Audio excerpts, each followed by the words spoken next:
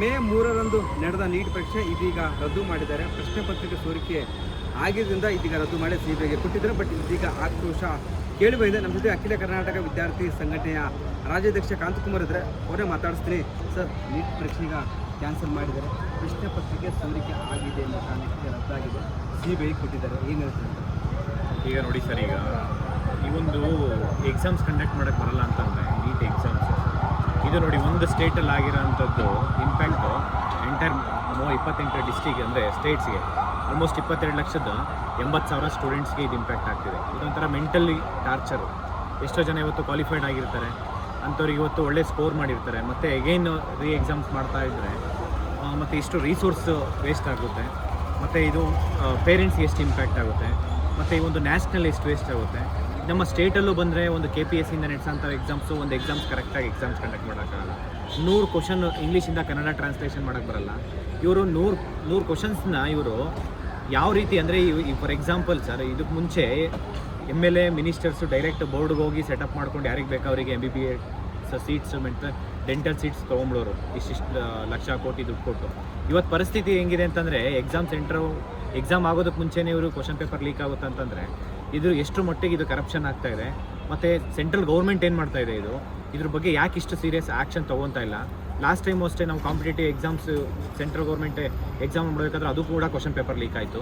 ಪ್ರತಿಯೊಂದು ಎಕ್ಸಾಮ್ಸ್ ಈ ಥರ ಕ್ವಶನ್ ಪೇಪರ್ ಲೀಕ್ ಆಗ್ತಾ ಹೋದರೆ ಯೂತ್ಸ್ ಏನು ಮಾಡಬೇಕು? ಯಾಕಂದರೆ ಸರ್, ಕಷ್ಟಪಟ್ಟು ಓದಿರ್ತಾರೆ, ಒಳ್ಳೆ ರ್ಯಾಂಕ್ ಬರುತ್ತಂತ ಅಂದ್ಕೊಂಡಿದ್ರು. ಬಟ್ ಇದೀಗ ಸಡನ್ನಾಗಿ ಕ್ಯಾನ್ಸಲ್ ಆಗಿದೆ.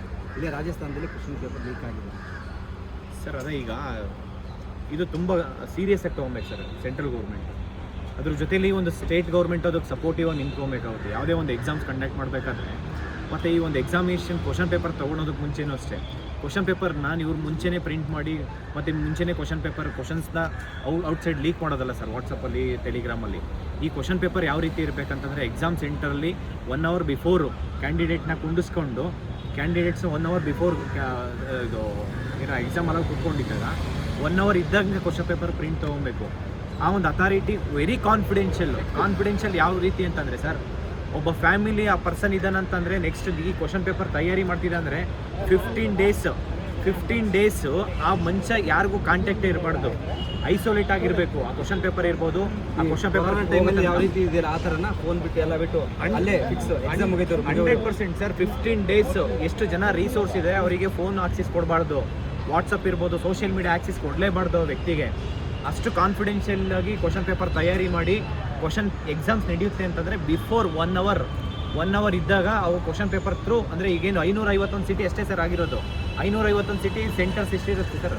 ಸಾವಿರಾರು ಸಿಟಿ ಈಗ ಎಂತೆಂಥ ಎಕ್ಸಾಮ್ಸ್ ನಡೆಸ್ತಾರೆ. ಈಗ ಫಾರ್ ಎಕ್ಸಾಂಪಲ್ KSLU ಅಷ್ಟೇ ಈಗ ಕರ್ನಾಟಕದಲ್ಲಿ ನಡೀತಾ ಇರೋ ಎಕ್ಸಾಮ್ಸು ನೆಕ್ಸ್ಟ್ ಇನ್ನು 1 hour ಬಿಫೋರ್ ಕ್ಯಾಂಡಿಡೇಟ್ ಎಕ್ಸಾಮಲ್ಲಿ ಕೂತಿರಬೇಕು. ಅವಾಗ 1 hour ಬಿಫೋರ್ ಕ್ವಶನ್ ಪೇಪರ್ ಕಳಿಸ್ತಾರೆ ಥ್ರೂ ಆನ್ಲೈನ್. ಅವಾಗ ಪ್ರಿಂಟ್ ತೊಗೊಂಡು ಅವಾಗ ಕೊಡ್ತಾರೆ. ಕ್ವಶನ್ ಪೇಪರ್ ಲೀಕ್ ಆಗಲ್ಲ. ಕ್ವಶನ್ ಪೇಪರ್ ಪ್ರಿಪೇರ್ ಮಾಡೋನು ಅಷ್ಟೇ ಸರ್, 15 ಡೇಸ್ ಐಸೋಲೇಟ್ ಆಗಿರಬೇಕು. ಆ ಕ್ವಶನ್ ಪೇಪರ್ ರೆಡಿ ಮಾಡ್ಕೊಂಡು ಯಾರು ರೆಡಿ ಮಾಡ್ತಾನೆ ಅವನು 15 ಡೇಸ್ ಯಾರಿಗೂ ಸಿಗಬಾರ್ದು. ಮತ್ತು ಅಲ್ಲಿರೋಂಥ ಸಿಬ್ಬಂದಿನೂ ಅಷ್ಟೇ, ಯಾರಿಗೂ ಅಷ್ಟೇ ಕ್ವಶನ್ ಪೇಪರ್ ಸಿಗಬಾರ್ದು. ಇದನ್ನು ತುಂಬ ಗಂಭೀರವಾಗಿ ಇದನ್ನು ನಾವು ತೊಗೊಂಡಿಲ್ಲ ಅಂತಂದರೆ ಈ ಒಂದು ವಿಚಾರವಾಗಿ ನಾವು ದೊಡ್ಡ ಮಟ್ಟಕ್ಕೆ ಹೋರಾಟ ಮಾಡ್ತೀವಿ ಸರ್. ಯಾವುದೇ ಆಗಲಿ, ಸ್ಟೇಟ್ ಆಗಿರ್ಬೋದು, ಸೆಂಟ್ರಲ್ ಗೌರ್ಮೆಂಟ್ ಆಗಿರ್ಬೋದು, ಯಾವುದೇ ಕಾರಣಕ್ಕೂ ಬಿಡಲ್ಲ. ಈ ಒಂದು ಎಕ್ಸಾಮ್ಸ್ಗೆ ಜೆನ್ಯೂನ್ ಕ್ಯಾಂಡಿಡೇಟ್ಸ್ ಏನು ಓದ್ತಾ ಇದ್ದಾರೆ ಮತ್ತು ಯುವಕರನ್ನು ಕಡೆಗಣಿಸ್ಬಾರ್ದು. Okay, thank you sir. ಇದಿಷ್ಟು ಅಖಿಲ ಕರ್ನಾಟಕ ವಿದ್ಯಾರ್ಥಿ ಸಂಘಟನೆಯ ರಾಜ್ಯಾಧ್ಯಕ್ಷ ಕಾಂತಕುಮಾರ್ ಅವರ ಮಾತಾಗಿತ್ತು. ಕ್ಯಾಮ್ರಾ ಪರ್ಸನ್ ಮಂಜು ಜೊತೆ ವೀರೇಶ್, ರಿಪಬ್ಲಿಕ್ ಕನ್ನಡ.